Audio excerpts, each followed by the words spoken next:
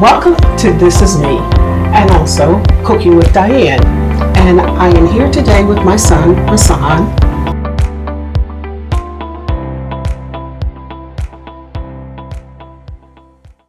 Hi everybody, such an honor to be here with my beautiful mother on This Is Me.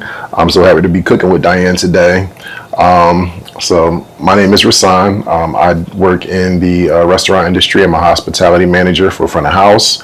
I just wanted to pop on the show and give a few simple recipes for the holiday season. So we're going to jump into that in a bit, but today we're going to be making two very quick, very fresh and light recipes. So we're going to be making a series of kebabs, vegetable and chicken and sausage, as well as steak. And then we're going to be making a light pasta salad as well. Both of these dishes have vegetarian and non-vegetarian options, and we'll discuss how to accommodate both of those options over the course of the show. So let's jump into it. All right, so we have here the components for our grilled kebabs. So like we talked about, we have a few different options. So we have multiple protein options. So we have our chicken, we have a chicken sausage, and then we have a tenderloin steak, as well as mushrooms over here. Then we also have, with our veg, we have onion, we have some yellow and green peppers, and some cucumber. We also have our seasoning mix here. So I went ahead and pre-measured everything, but the components for our seasoning mix are going to be salt, pepper, paprika, onion powder, garlic powder, chili powder, and cumin. And I put about a half a teaspoon of each of these in, then about a full teaspoon of salt, and then the pepper we're going to throw in as needed. Over here we have some of the components for our marinade, which we will show you how to make in just a second. So what we're going to do is we're going to use some balsamic vinegar, apple cider vinegar, honey. We're going to use some of our seasoning mix here, and then we're going to throw in a bit of brown sugar as well, just to cut through the acid of the vinegar. So first thing we're going to start with is we're going to whisk all of our ingredients for our marinade together. So we will start measuring that out right now. So we're going to take our balsamic vinegar. And the balsamic vinegar is in place of soy sauce. So that's another, Yes. if you have a dietary restriction or you just want to not use the soy sauce, we're using balsamic vinegar. Yeah, it's a much lower sodium option than soy sauce. But if that is not a concern of yours, you are more than welcome to use soy sauce for a slightly more traditional, teriyaki inspired flavor. And then we're going to whisk this together and let everything get nice and homogenized. All right, and then last but not least to this mix, we'll go ahead and drizzle just a bit of olive oil in. I like to eyeball it, but you're looking at quarter cup maybe. Now what we're going to do with this marinade is we're going to put everything in. So a little bit of everything, all of our proteins. If you have anybody who has any sort of extreme dietary restrictions, of course you could always marinate your vegetables, separate from your meats, so on and so forth. But we don't have that here today. Is to put everything in a nice little freezer bag. And then we will pour the marinade in. Once we do that, we'll be able to pull the air out of here to make sure that everything gets a nice full coating.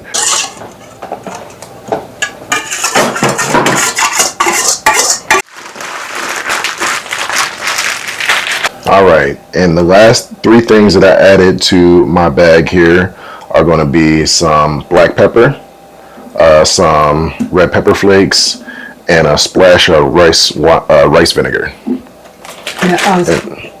Does this gives it a more Asian?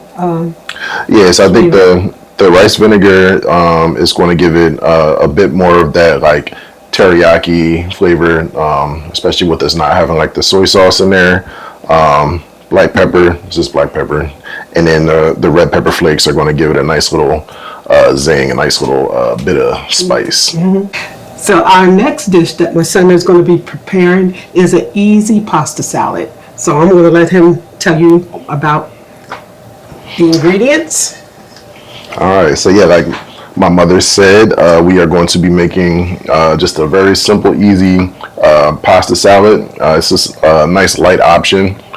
So we'll jump into the ingredients. So just to note, we do have our pasta, which is the tricolor rotini. This has already been cooked and rinsed and cooled off. So you're going to want to make sure that maybe while you're prepping the rest of your ingredients that you have your pasta cooking. Just watch it. You want it to come to like a nice al dente.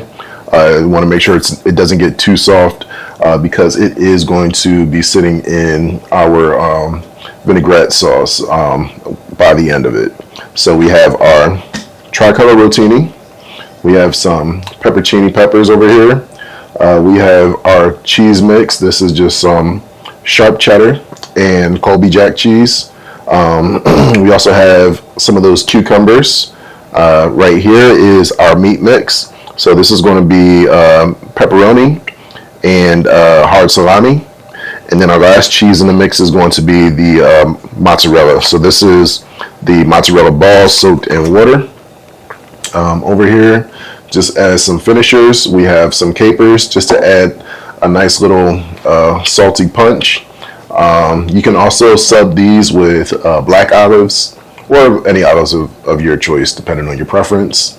We're going to have some of the vinaigrette dressing here, and then seasoning. We're just going to have Italian seasoning and a bit of black pepper to finish it off.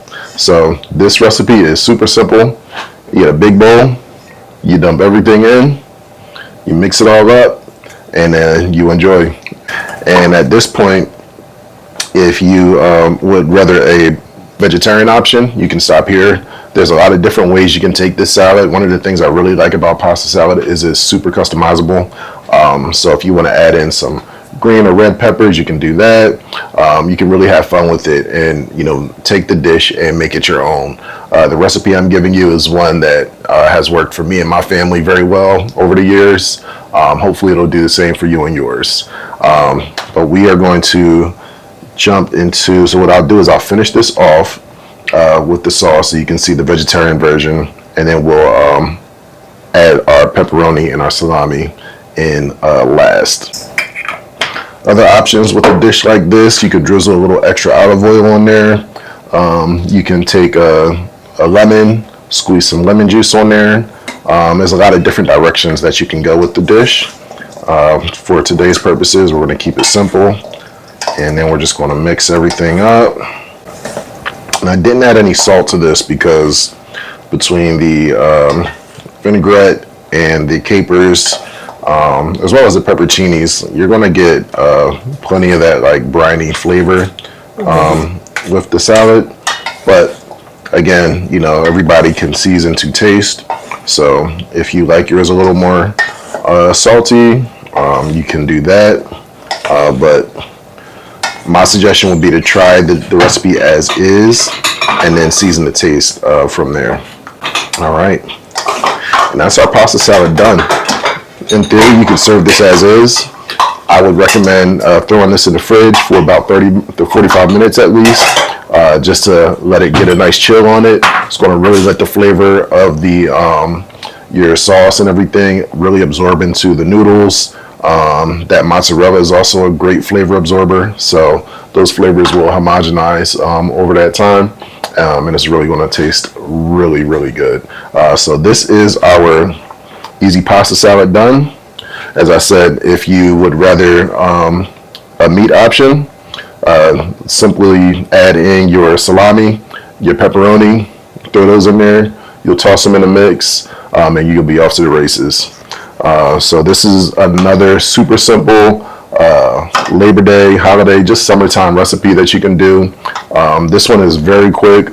The most time that you're spending with it is going to be the prep time, cutting up your cheeses and your different components. But once you get everything prepped and cut up, toss it in a bowl. You can throw it in your cooler if you're going to visit family. Throw it in the fridge, pull it out when it's time to eat.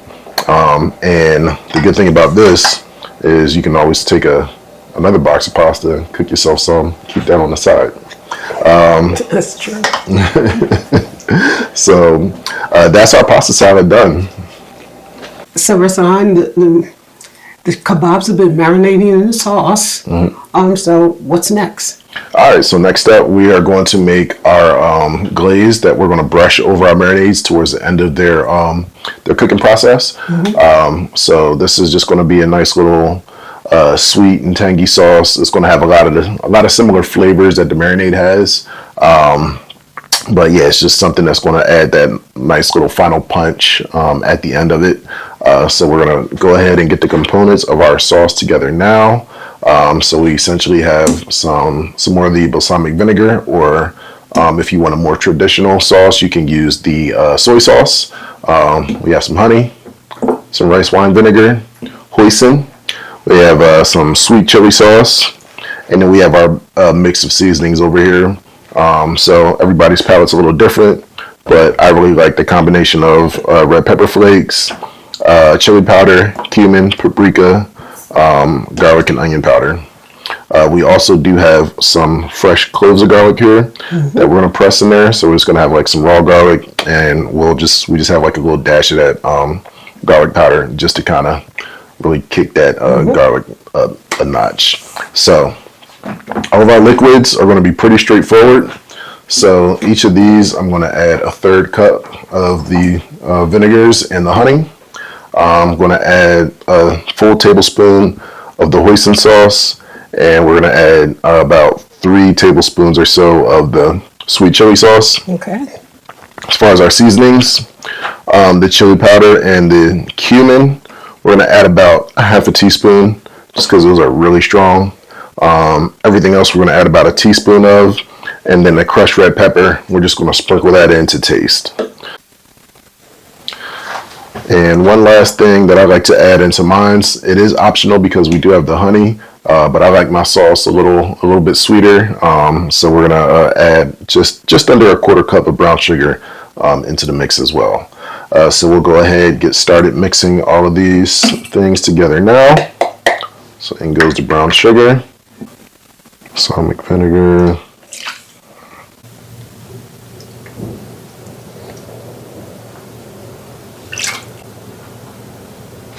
and because there's so much sugar in this between the honey and the brown sugar, this is really going to be like a finishing glaze. You don't want to put this on too early in the cook process.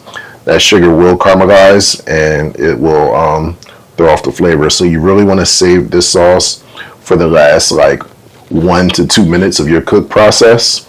That way you'll be finishing up cooking it when that caramelization process is at its peak.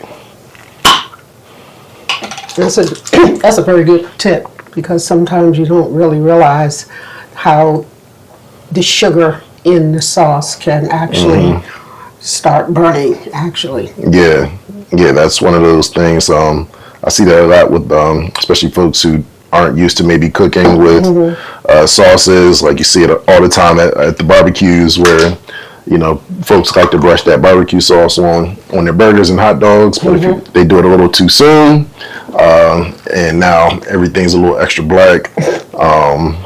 So we like to avoid that if we can. So again, this sauce, as far as I'm concerned, is going to be, like I said, the last couple minutes of that cooking process is where you're going to go ahead and add this on there. So what's the normal cooking time for the kebabs? So it's really going to depend on your heat source. So we have the good thing about these is a lot of times when people think about kebabs, they think about the grill, right? So obviously a very good way to prepare kebabs, but it's not the only way. So there are some folks who either might not would prefer not to grill, just due to like the different like health concerns, carcinogens and things of that nature. There's also a lot of people who maybe just don't have the option of grilling. Like if you're in an apartment, but you still want to celebrate the holiday. So we're gonna, even though we do have a grill available here, we'll be using the indoor method, which is essentially we'll be using indoor griddle top to go ahead and prepare this. There's a plethora of options on the market as far as like indoor grilling goes. It is. So that's always an option.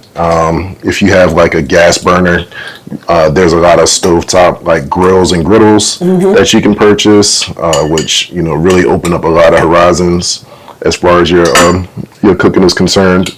But yeah, that was one of the reasons I wanted to do this recipe today, just because I think, at least for me, a lot of times when I'm thinking kebabs, instantly I'm thinking of the grill. But just kind of showing us that, like, no matter what, if you want to celebrate the holiday, obviously we always think about cooking out. But you can eat pretty good cooking in or cooking out. Right.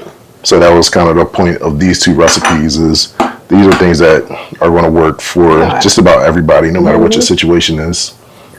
And like you say, on today's market, they have so many options for indoor grilling that you don't really have to grill outside unless you really want to. Exactly. And now that all of our components are combined, thank you, we're just going to go ahead and whisk it all together. I'm going to sprinkle in a little bit of red pepper flakes to taste. So I like just as much sweetness as I like the same amount of heat. So I load it down. Yeah, and that's the whole thing with this sauce is like this is like a zing sauce. So you want that like sweetness, but you also want it to be contrasted with a bit of the heat. So once these ingredients get all mixed up, we'll go ahead and put this on a saucepan on low heat. You're gonna let it sit there for about 15-20 minutes or so, just until it thickens up a bit. And that's the perfect time to, while you're keeping an eye on your sauce and stirring frequently, go ahead and start getting your kebabs all loaded up and ready to cook. All right. So it's been about 30 minutes or so, 30-45 minutes. Our kebab mix is marinated, so we are now ready to go ahead and start assembling the skewers. One thing I did do off camera was just sprinkle a little extra salt on the mix and stir all that together. But yeah, essentially, once this is set and marinated for that time, you are good to go. So we have our kebabs here. Let's have a little tray. You just need like a flat surface, something that you can go ahead and put your skewers on once they're loaded up. It can be a baking tray, anything flat. So now we're going to go ahead and assemble our skewers. So a good rule of thumb with these guys is to make sure that you leave about an inch and a half on each end. So you really want the meat to be loaded up right here in the middle. That just kind of assures that when you put your skewer on whatever your heat source is going to be, that everything that's on this kebab is getting as close to that heat source and getting just like cooking a bit more evenly. Sometimes if you have everything loaded all the way to the back, that back portion isn't going to be directly over the heat because you're not going to be able to grab it otherwise. So if you have a piece of chicken way back here, it's not going to get cooked right. So leave you a little bit of space in the back, a little bit of space in the front, load it up in the middle, you'd be good to go. So with these kebabs, again, we are super flexible. So I typically just start loading them up. I'll throw like some little piece of veg on the end there. You can load these up with all vegetables. You can do a mix. You can do all meat. I mean, pretty much, the sky's the limit as far as like possibilities go with these. So you just grab a piece of something that looks good, load it up on there, and then you just want to make sure that everything's not super crowded either. So we don't want this stuff smashed together. Give it just a little bit of space to breathe. So that way, like I said, that heat can really penetrate and get onto all of your components equally. So yeah, we're just going to load these guys down.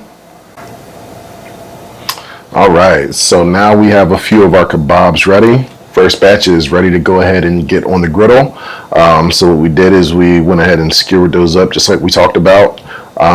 We have a couple meat options. We also did a couple vegetable only.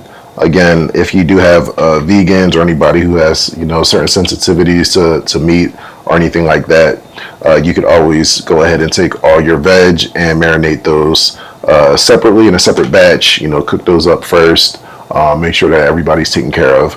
But just like I said, plenty of options. But yeah, so we got a little bit of everything on this dish here.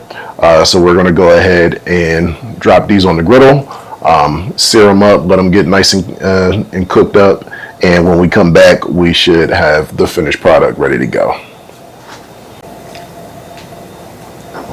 All right, and so here we go.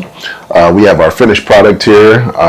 So we've got some of our kebabs, various type. We got vegetable kebabs, some steak, some chicken, some sausage.